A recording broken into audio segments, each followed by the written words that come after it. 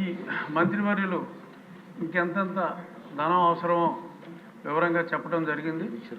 నేను దాని గురించి ప్రస్తావించకుండా నేను ఒక క్వశ్చన్ ఏంటంటే, క్రీడలు అనేది చాలా అవసరం విద్యార్థులకి.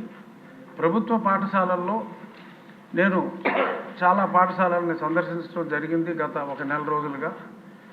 మంచి ప్రాంగణాలు, 1 ఎకరం మొదలుకొని 5-6 ఎకరాలు వరకు కూడా క్రీడా ప్రాంగణాలు ఉన్న జిల్లా పరిషత్ పాఠశాలలో నా నియోజకవర్గం ఉండి నియోజకవర్గంలోనే సుమారు 35 ఉన్నాయి. సరైన ప్లే గ్రౌండ్స్ ఎక్కడా లేవు. సో కాబట్టి ఆ ప్లే గ్రౌండ్స్ క్రియేట్ చేసి పిల్లల్లో ఒక క్రీడా స్ఫూర్తి, అంతసేపు పరీక్షలు మార్కులు రాకపోతే ఆత్మహత్యలు ఇటువంటివి కాకుండా ప్రతిరోజు ఫిజికల్ డైరెక్టర్స్ ఉన్నారు, వాళ్ళకి పని లేదు.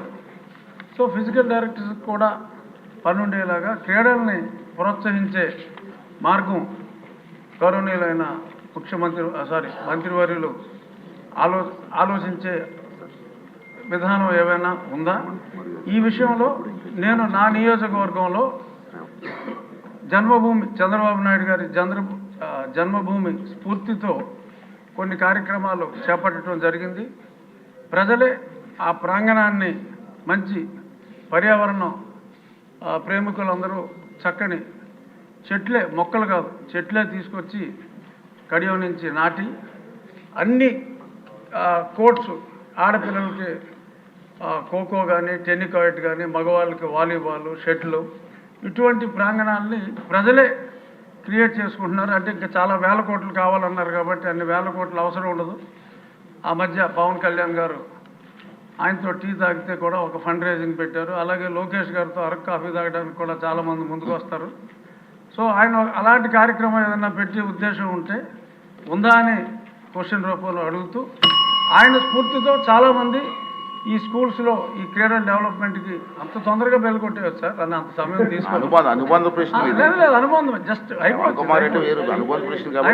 అయిపోవచ్చు సార్.